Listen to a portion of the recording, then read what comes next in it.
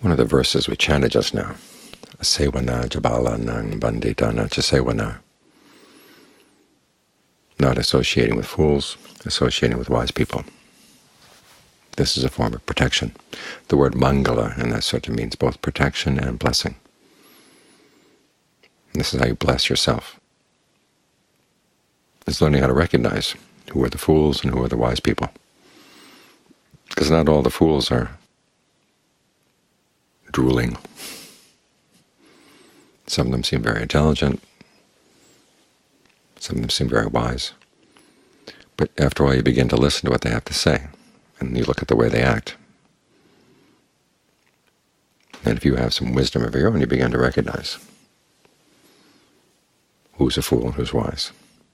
It's kind of a little bit of a double bind. As the Buddha said, can a person of integrity know if someone else that they have integrity or not? Yes. But how about a person of no integrity? Can they know? Not really. So you've got to work on your own integrity. This applies to friends, fools, and wise people outside, and applies to the fools and wise people inside. One of the reasons why we meditate is to give the mind something wise to do. Get settled, get still, so you can observe more carefully. And any thoughts that come in that don't have to do with that, for the time being you can label them as fools. Even relatively good thoughts about fixing potatoes for tomorrow, or making merit one way or another, at this moment they're not welcome.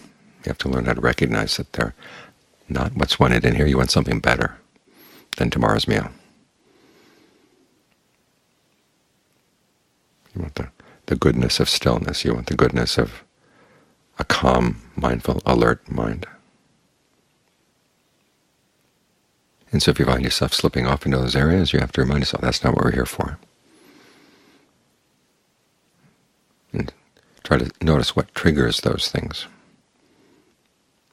Sometimes that has to do with issues you brought in from the day, and other times that has to do with the way the breath is working through the body. Sometimes these images appear in the mind while you're trying to get the mind still, that are related to the fact that you've just released a little bit of tension someplace in the body. And that tension will be related to a thought of one kind or another. Learn to notice it as it comes, but don't pick it up. As they say in Thai, don't continue weaving it. Let it leave its dangling ends dangling.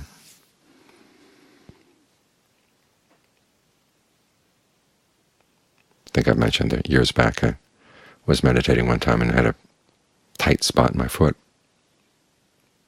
And so I was working with the breath, and finally the spot began to unravel. And as it did, I could remember an incident from my childhood. We were playing in the barn one time, and I jumped into a pile of hay, and there was a nail in the hay, and it went right through my foot. And that tension had been in that foot ever since I was, 6 years old. So the body carries around a lot of little images here and there, memories of this, that, or the other thing. They say that when someone's heart has been placed into another person, the second person actually picks up some memories of the first person. So don't be surprised that images will come up. The wisdom lies in realizing how not to follow them. That's the first line of thumb right here as we're meditating, is that anything that's not related to the breath, that's not related to getting the mind settled down with the breath or whatever your topic is, it's the voice of a fool for the time being. But the concentration on its own is not enough.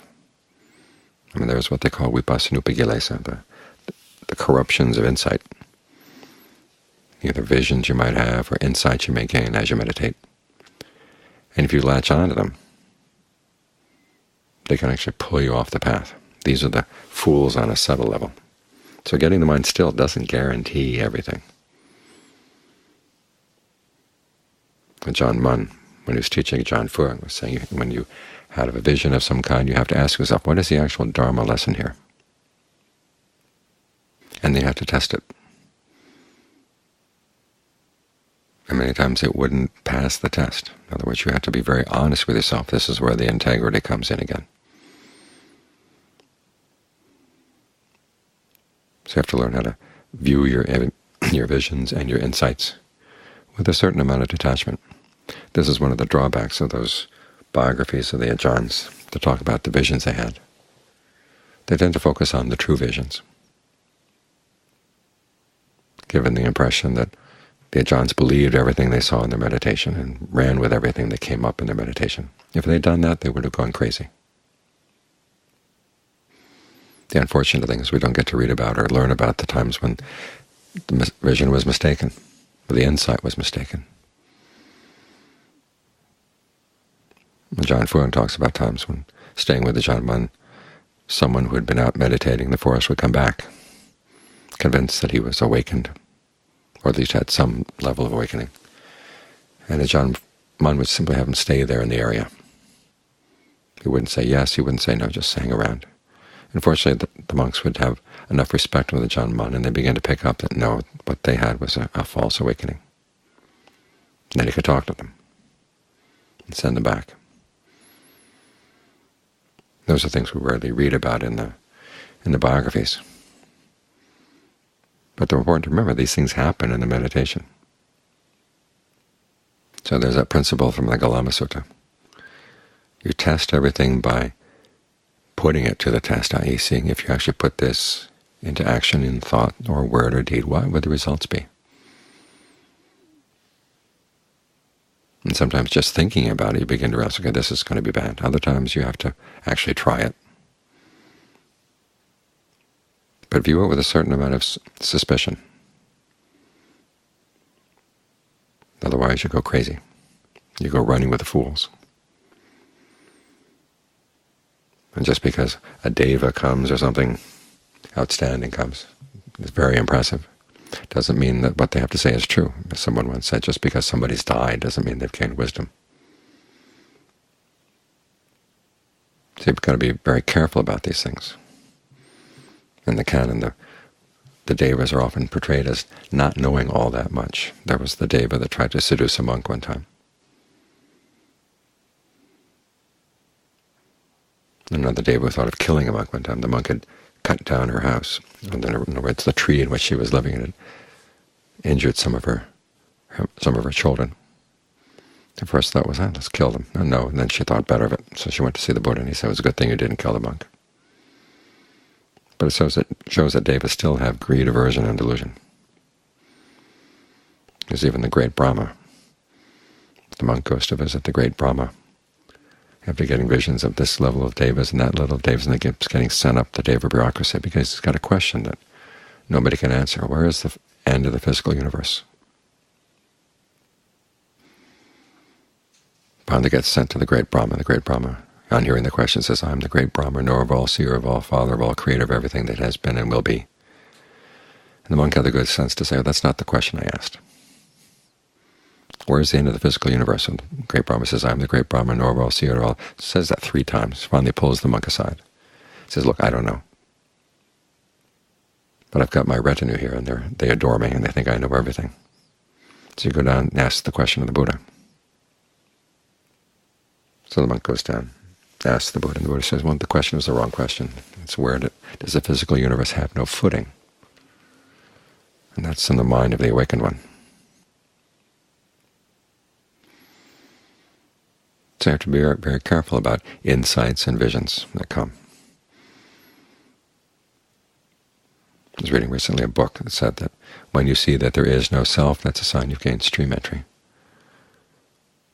Well, it's usually a sign that you've grabbed onto some idea and you're holding very tight to it, the idea that there being no self, because there is no proof that there is no self.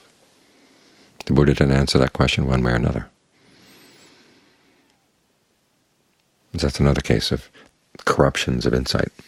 So just because an insight arises in the quiet mind doesn't mean that it's guaranteed to be true. You've got to watch out for the fools that come with your meditation. After all, what you're doing is uncovering parts of your mind that have been covered up before. But when the mind gets clear, these things appear. They rise to the surface. And not everything down there in the basement is good stuff. Sometimes some good stuff has been repressed, but sometimes just a lot of crazy garbage has been gathered around.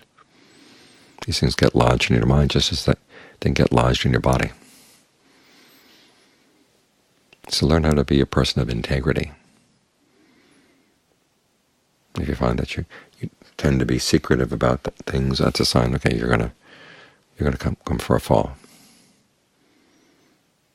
As the Buddha said, what he was looking for in a student was someone who was observant and honest, open, willing to admit faults. Those are the qualities of integrity. And it's that kind of integrity that protects you from fools, both inside and out.